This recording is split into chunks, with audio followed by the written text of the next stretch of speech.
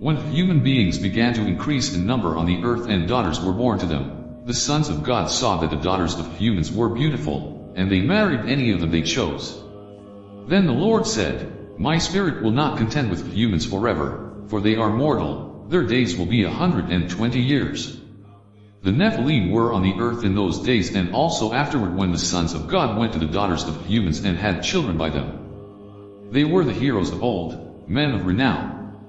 The Lord saw how great the wickedness of the human race had become on the earth, and that every inclination of the thoughts of the human heart was only evil all the time. The Lord regretted that he had made human beings on the earth, and his heart was deeply troubled. So the Lord said, I will wipe from the face of the earth the human race I have created, and with them the animals, the birds, and the creatures that move along the ground, for I regret that I have made them. But Noah found favor in the eyes of the Lord. Noah and the flood. This is the account of Noah and his family. Noah was a righteous man, blameless among the people of his time, and he walked faithfully with God. Noah had 3 sons, Shem, Ham, and Japheth. Now the earth was corrupt in God's sight and was full of violence. God saw how corrupt the earth had become, for all the people on earth had corrupted their ways.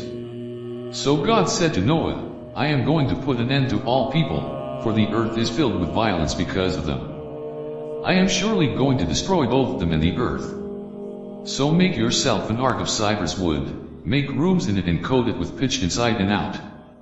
This is how you are to build it. The ark is to be 300 cubits long, 50 cubits wide and 30 cubits high.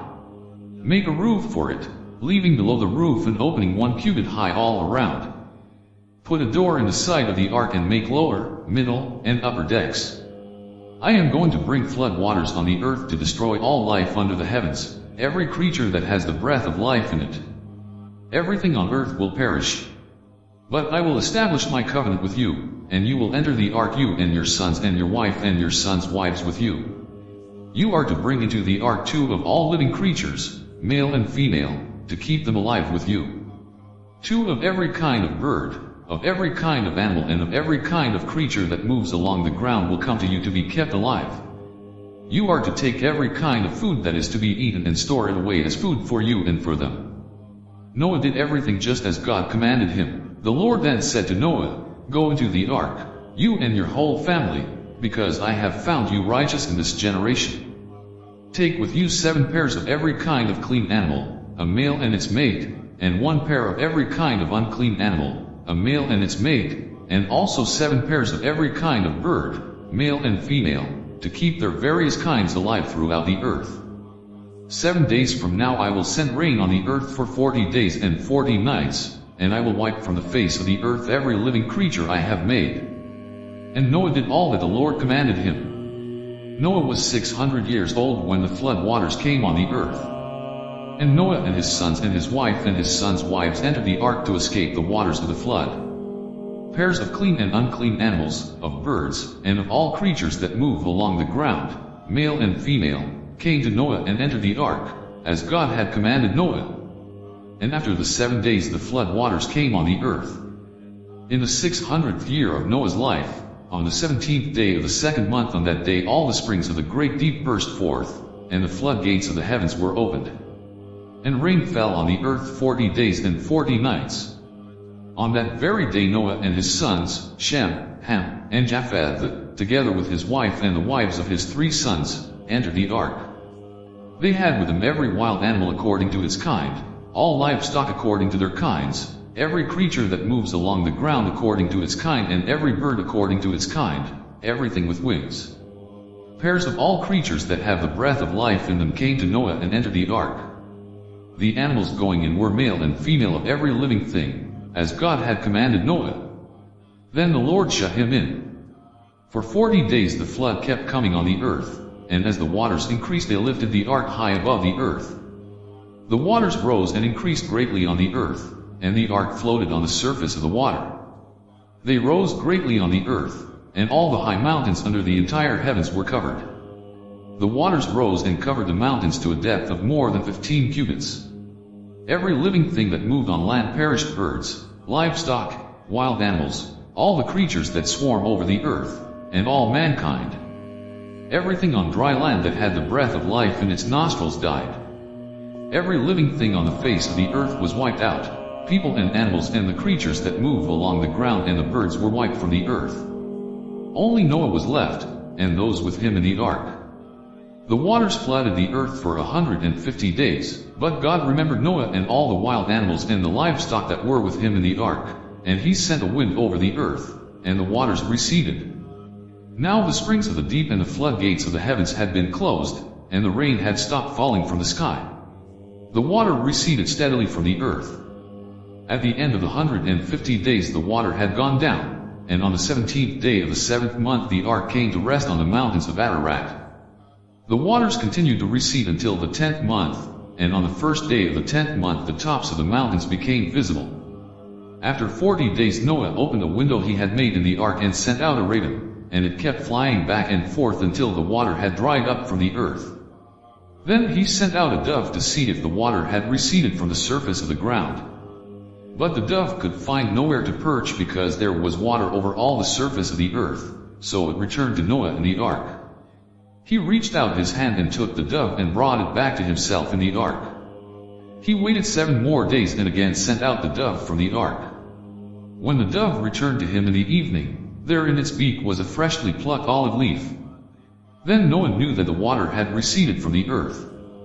He waited 7 more days and sent the dove out again, but this time it did not return to him. By the first day of the first month of Noah's 601st year, the water had dried up from the earth. Noah then removed the covering from the ark and saw that the surface of the ground was dry.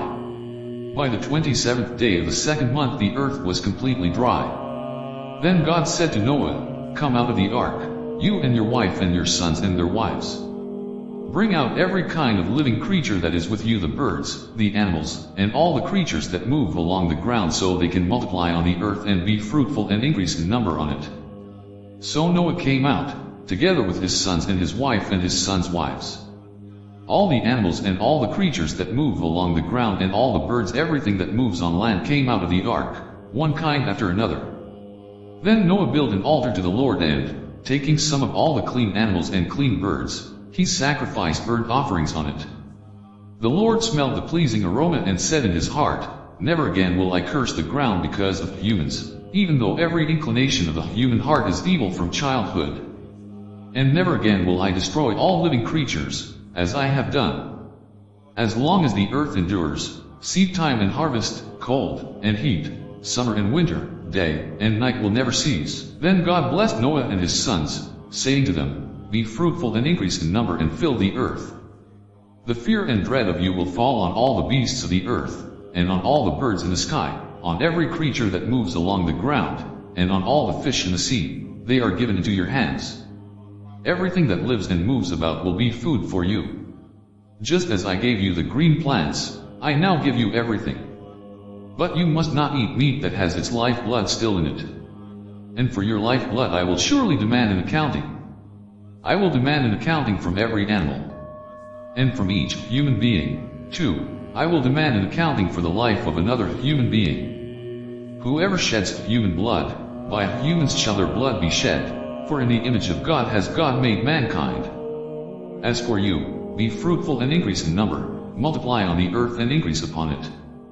Then God said to Noah and to his sons with him, "I now establish my covenant with you and with your descendants after you and with every living creature that was with you, the birds, the livestock, and all the wild animals, all those that came out of the ark with you, every living creature on earth. I establish my covenant with you. Never again will all life be destroyed by the waters of a flood. Never again will there be a flood to destroy the earth."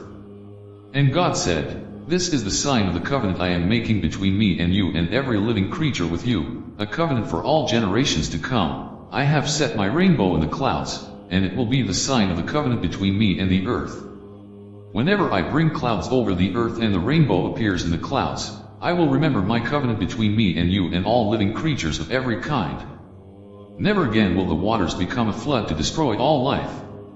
Whenever the rainbow appears in the clouds, I will see it and remember the everlasting covenant between God and all living creatures of every kind on the earth." So God said to Noah, "This is the sign of the covenant I have established between me and all life on the earth. The sons of Noah who came out of the ark were Shem, Ham, and Japheth. Ham was the father of Canaan. These were the 3 sons of Noah, and from them came the people who were scattered over the whole earth. Noah, a man of the soil, proceeded to plant a vineyard. When he drank some of its wine, he became drunk and lay uncovered inside his tent. Ham, the father of Canaan, saw his father naked and told his 2 brothers outside. But Shem and Japheth took a garment and laid it across their shoulders. Then they walked in backward and covered their father's naked body. Their faces were turned the other way so that they would not see their father naked. When Noah awoke from his wine and found out what his youngest son had done to him, he said, "Cursed be Canaan. The lowest of slaves will he be to his brothers." He also said, "Praise be to the Lord, the God of Shem. May Canaan be the slave of Shem. May God extend Japheth's territory, may Japheth live in the tents of Shem, and may Canaan be the slave of Japheth." After the flood Noah lived 350 years. 29 Noah lived a total of 950 years, and then he died. This is the account of Shem, Ham, and Japheth, Noah's sons, who themselves had sons after the flood. The Japhethites, the sons of Japheth, Gomer, Magog, Madai, Javan, Tubal, Meshech and Tiras. The sons of Gomer, Ashkenaz, Rephath, and Togarmah. The sons of Javan, Elishah, Tarshish, the Kittites and the Rodanites. From these the maritime peoples spread out into their territories by their clans within their nations, each with its own language. The Hamites, the sons of Ham, Cush, Egypt, Put in Canaan. The sons of Cush, Seba, Havilah, Sapta, Rama, and Saptika. The sons of Rama, Sheba and Dedan. Cush was the father of Nimrod, who became a mighty warrior on the earth. He was a mighty hunter before the Lord, that is why it is said, like Nimrod, a mighty hunter before the Lord. The first centers of his kingdom were Babylon, Uruk, Akkad, and Calneh, in Shinar. From that land he went to Assyria, where he built Nineveh, Rehoboth-ir, Calah, and Resen, which is between Nineveh and Calah, which is the great city. Egypt was the father of the Ludite, Anamites, Lehabites, Naphtuhites, Pathrusites, Casluhites, from whom the Philistines came, and Caphtorites. Canaan was the father of Sidon his firstborn, and of the Hittites, Jebusites, Amorites, Girgashites, Hivites, Archites, Sinites, Arvadites, Zemarites, and Hamathites. Later the Canaanite clans scattered and the borders of Canaan reached from Sidon toward Gerar as far as Gaza, and then toward Sodom, Gomorrah, Admah, and Zeboiim, as far as Lisha. These are the sons of Ham by their clans and languages, in their territories and nations. The Semites' sons were also born to Shem, whose older brother was Japheth. Shem was the ancestor of all the sons of Eber. The sons of Shem, Elam, Ashur, Arphaxad, Lud, and Aram. The sons of Aram, Uz, Hul, Gether and Meshech. Arphaxad was the father of Shelah, and Shelah the father of Eber. 2 sons were born to Eber. One was named Peleg, because in his time the earth was divided. His brother was named Joktan. Joktan was the father of Almodad, Shalef, Hazarmaveth, Jerah, Hadoram, Uzal, Dikli, Obal, Abimael, Sheba, Ophir, Havilah and Jobab. All these were sons of Joktan. The region where they lived stretched from Mesha toward Saphar, in the eastern hill country. These are the sons of Shem by their clans and languages, in their territories and nations. These are the clans of Noah's sons, according to their lines of descent, within their nations. From these the nations spread out over the earth after the flood.